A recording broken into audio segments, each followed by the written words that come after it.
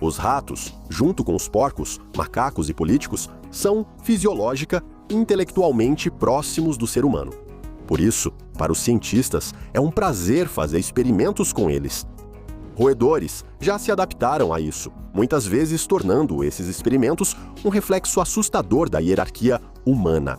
Vamos dar uma olhada em 3 experimentos com ratos que mostraram às pessoas algo que elas não esperavam ver. Galette et Palette.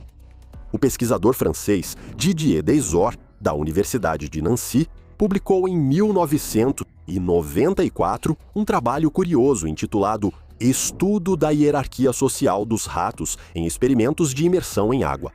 Inicialmente, participaram do experimento 6 ratos brancos de laboratório. Quando chegava a hora da alimentação, eles eram colocados em uma caixa de vidro com uma única saída no topo. Essa saída era um túnel-escada que descia até o fundo de um reservatório de vidro ao lado, que estava meio cheio de água. Na parede do reservatório, com água, havia um comedouro, ao qual o rato, emergindo do túnel no fundo, podia nadar e pegar um biscoito de lá. No entanto, para comer esse biscoito, era necessário voltar para a superfície sólida da escada.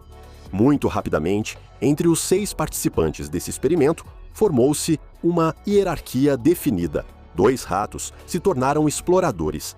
Eles mesmos não nadavam, mas tiravam a comida dos 3 nadadores explorados. O 6º rato, por sua vez, escolheu uma estratégia de autossuficiência. Ele mergulhava atrás do biscoito e conseguia recuperá-lo com sucesso dos outros ratos. O mais interessante nesse experimento é que, mesmo repetindo os testes com diferentes ratos, a distribuição de papéis sempre era a mesma. Mesmo quando o cientista reunia em um grupo apenas exploradores, apenas escravos ou apenas independentes, a comunidade deles sempre retornava à hierarquia original. Então os cientistas decidiram simplesmente aumentar o grupo, mas o resultado foi ainda mais surpreendente. O Dr. Deisor colocou nada menos que 200 ratos na gaiola de teste. Eles brigaram a noite toda. Pela manhã, havia 3 vítimas sem vida do cataclismo social, e na comunidade dos ratos se formou um sistema complexo de subordinação. Os tenentes traziam a comida dos generais, retirada dos ratos trabalhadores nadadores. Além dos autônomos, formou-se ainda uma outra classe, os mendigos. Eles não nadavam, nem brigavam, apenas se alimentavam das migalhas do chão. Claro, o Dr. Deisor não seria um verdadeiro cientista se não sacrificasse suas cobaias pela ciência. Após a dissecação, descobriu-se que todos os ratos passaram por um nível elevado de estresse durante o experimento. No entanto, o que mais surpreendeu o cientista foi que o maior nível de estresse não era sentido pelos nadadores oprimidos, mas sim pelos exploradores. Esse trabalho teve grande repercussão na época. Os cientistas chegaram às conclusões mais sombrias sobre o destino da sociedade, a inutilidade da revolução e o instinto de injustiça social enraizado geneticamente. A visão, claro, é categórica, mas há algo nisso. Morfina e entretenimento. No final da década de 1970, o pesquisador canadense Bruce Alexander chegou à conclusão de que os ratos sentiam falta de entretenimento. O Dr. Alexander não foi muito original. Ele decidiu pesquisar a formação da dependência de drogas. O cientista canadense se dispôs a provar que o vício persistente dos ratos em drogas, comprovado por muitos experimentos, era causado pelo fato de que os animais de laboratório estavam presos em gaiolas apertadas e eles simplesmente não tinham outra opção a não ser se entreter com injeções de drogas. Para confirmar sua teoria, o Dr. Alexander construiu uma espécie de parque de diversões para ratos, uma moradia espaçosa, com túneis, rodas de exercício, brinquedos para brincar, ninhos aconchegantes e abundância de comida. Os ratos de laboratório vivem melhor que a gente, ou é só impressão minha? 20 ratos de ambos os sexos foram colocados nesse parque. O grupo de controle ficou apertado em gaiolas clássicas, mas, para ambos os grupos, foram colocados 2 bebedouros. Em um deles, havia água comum, e no outro, uma solução adocicada de morfina. O experimento foi realmente impressionante. A teoria de Alexander foi confirmada. Os moradores das gaiolas comuns se viciaram em morfina rapidamente, já os do parque ignoraram a droga.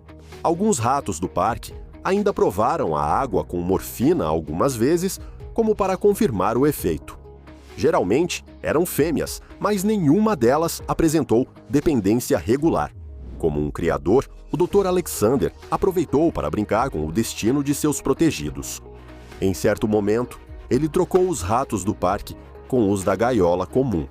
É bastante lógico que os roedores do parque, que de repente, inexplicavelmente, se encontraram em condições de moradia apertadas, imediatamente se viciaram em morfina, enquanto aqueles que foram transferidos para o parque se mostraram mais espertos.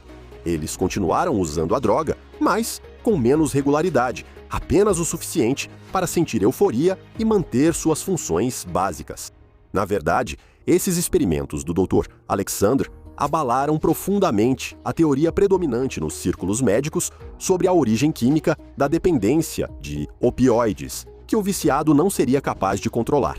A comunidade científica ignorou o ocorrido e abafou o experimento. Universo 25. Imagine condições paradisíacas, comida e bebida em abundância, ausência de predadores e doenças e espaço suficiente para a reprodução. Um paraíso na Terra, mas os habitantes não serão humanos, e sim camundongos. No entanto, o paraíso logo ficou vazio. Por que isso aconteceu? O que causou uma extinção tão repentina? E quais lições a humanidade deve tirar desse experimento? O cientista e etólogo americano John Calhoun realizou uma série de experimentos nas décadas de 60 e 70. E embora Calhoun sempre escolhesse roedores para seus experimentos, o objetivo final era prever o futuro de toda a sociedade. Esse foi um experimento chamado Universo 25. O nome desse experimento não é por acaso. Continue assistindo e você vai descobrir o porquê. Calhoun tentou analisar como a alta densidade populacional afeta o comportamento das pessoas. Sociólogos e antropólogos estavam preocupados com uma questão fundamental. Será que a humanidade, como espécie, está se reproduzindo rápido demais? Em um cubo de 12 metros quadrados foram colocados 4 pares de camundongos. Nele, eram mantidas condições paradisíacas para os camundongos, temperatura ideal e limpeza. Os camundongos tinham acesso ilimitado à comida, água e também materiais para construir ninhos. Segundo Calhoun, até 9.500 indivíduos poderiam viver confortavelmente nesse tanque ao mesmo tempo. Os primeiros habitantes do paraíso dos camundongos logo começaram a se reproduzir. O cientista chamou isso de estágio A. A fase seguinte, o estágio B, iniciou-se com o nascimento dos primeiros filhotes. A população de roedores dobrava a cada 55 dias. Porém, isso não durou muito tempo. No 315º dia do experimento, os cientistas notaram que os ratos começaram a se reproduzir quase 3 vezes menos. Agora, para dobrar o tamanho da população, eram necessários pelo menos 145 dias. Isso se tornou uma evidência do início da próxima fase, a fase C. E é aqui que começa a transformação mais interessante do paraíso dos ratos no inferno dos ratos. Neste momento, a até então pacífica comunidade do paraíso dos ratos mudou significativamente. Dentro do paraíso dos ratos, formou-se uma hierarquia de castas liderada pelos indivíduos mais velhos. Os ratos mais velhos, de repente, começaram a demonstrar tendências sádicas. Eles mordiam os rabos dos ratos mais jovens e iniciavam brigas sem motivo. A crueldade deles levou os jovens mordidos a formar uma casta de rejeitados sem lugar na comunidade. Líderes frequentemente incitavam os machos jovens a brigas, empurrando-os para o centro do reservatório. Os ratos jovens aceitavam o desafio, mas depois perdiam as forças e entravam em depressão. No entanto, apesar de tudo, os ratos continuavam a se reproduzir. O número da população continuava aumentando, mas junto com ele também crescia a agressividade incontrolável de seus membros. O que reinava agora nesse reino dos ratos? Canibalismo, homossexualidade, beleza e morte. Gradualmente, os jovens atormentados começaram a perder o desejo de proteger as fêmeas e de acasalar. O comportamento das fêmeas mudou. Sem proteção dos machos enfraquecidos, elas mesmas ficaram agressivas.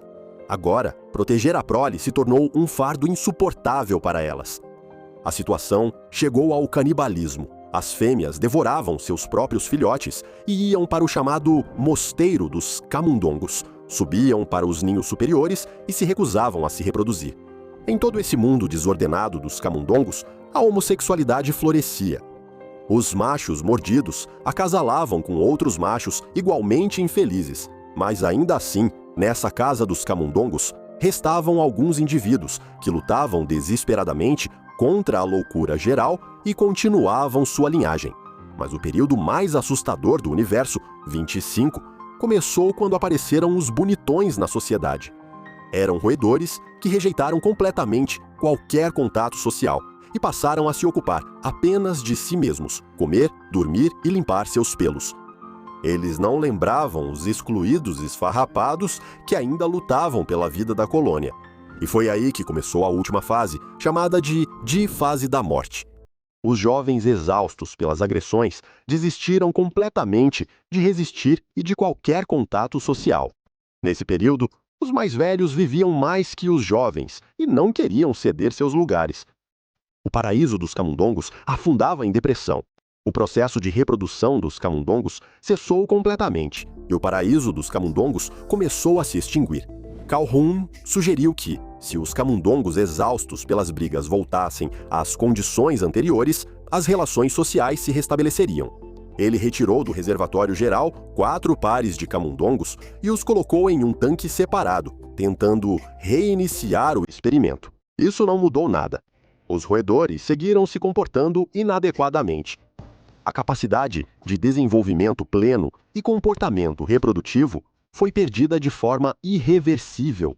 Quando a população chegou a 122 roedores, morreu a última fêmea reprodutiva. Os sobreviventes eram eremitas e ainda evitavam contato entre si. O experimento terminou no último dia da utopia dos camundongos, no 1780º dia do experimento. Universo 25. Assim se chamava o experimento, pois ele realizou 25 experimentos desse tipo. Esse foi o último. Todos os 25 experimentos terminaram com a extinção completa da população. Em seu trabalho Densidade Populacional e Patologias Sociais, Calhoun enterrou junto com o Universo 25 toda a humanidade. Antes de faltarem recursos, as pessoas já estarão sufocando em suas cidades.